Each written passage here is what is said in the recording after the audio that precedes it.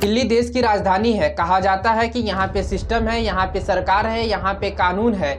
लेकिन जनकपुर की सड़क ने यह साबित कर दिया कि यहाँ पे एक व्यक्ति की जान की कीमत कुछ नहीं है। उस सड़क पे ना तो गोली चली थी, ना तो चाकू चला था और ना ही बंदूक चली थी। वहाँ पे एक गड्ढे ने ही एक व्यक्ति की जान ले ली थी और मरने वाले का नाम कमल था। वो कोई वीआईपी आदमी नहीं था, वह किसी वीआईपी नेता का लड़का नहीं था, ना ही वह कोई अफसर था, ना ही वह नेता था कि उसके लिए तुरंत फोन घुमाया जा सकता था। वह बस एक माँ का बेटा था जो अपने माँ से कहा था कि माँ मैं बस आने वाला हूँ, और फिर इसके बाद वह अपने घर नहीं लौट पाया। दरअसल रात का समय था, सड़क पे अंधेरा था और रोड के बीचों बीच 19 फीट का गड्ढा खना गया था। ना लाइट थी, ना बैरिगेटिंग थी, ना ही चेतावनी बोर्ड था। बैरिगेटिंग थी तो, लेकिन वह सही से नहीं लगाई गई थी।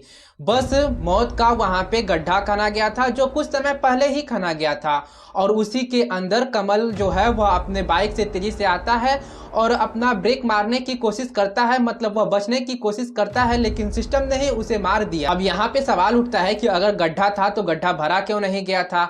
अगर मान लीजिए कि गड्ढा भरा नहीं गया था तो वहां पे चेतावनी बोर्ड क्यों नहीं लगाया गया था, ताकि कोई आगे से आता तो उसको पता चल सकता था कि यहाँ पे कुछ खतरा है। चलिए ठीक है, अगर चेतावनी बोर्ड नहीं लगाया गया था तो वहां पे लाइट तो लगा देना चाहिए कि अगर सामने से कोई आए तो उसे दिख सके कि यहाँ पे गड्ढा है। लेकिन वहां पे ना लाइट, ना बैरिगेटिंग, ना चेतावनी बोर्ड, मतलब कि वहां पे कुछ भी नहीं लगाया गया था। अब यहाँ पे हमें ये समझना होगा कि जब ये हत्या हो जाती है, ये जब कार ये जो बाइक थी वो फिसल के उस गड्ढे में गिर जाती है, तो तुरंत वहाँ पे पर्दा भी लगा दिया जाता है और तुरंत वहाँ पे वो भी कर दिया जाता है, बैरिगेटिंग भी अच्छे से लगा दिया जाता है और रास्ता को पूरी तरीके से ब्लॉक कर दिया जाता है। अब हमें समझना ये होगा कि जब वो कमल जिंदा था तो ये काम क्यों नहीं किया गया था। मतलब सिस्टम की आंख तभी खुलती है जब किसी की मौत हो जाती है। और आप इसे हादसा मत कहिए, ये सिस्टम की हत्या है। आप इसे एक्सीडेंट मत कहिए, ये सिस्टम की लापरवाही है। एक ऐसी लापरवाही है जो ठेका देकर भूल जाता है।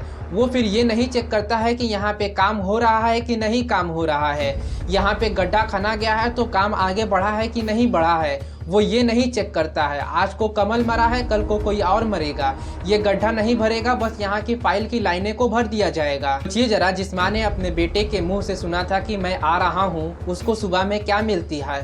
पुलिस मिलता है, भीड़ मिलता है और साथ में एक लाश मिलती है, और सामने ना तो कोई अधिकारी था, ना तो कोई मंत्री था और ना ही कोई बड़ा आदमी था। दोस्तों पता है इसके बाद क्या होता है? घटना स्थल पर नेता आते हैं, नारेबाजी होती है, बहस होती है, लेकिन अब कमल वापस नहीं आएगा।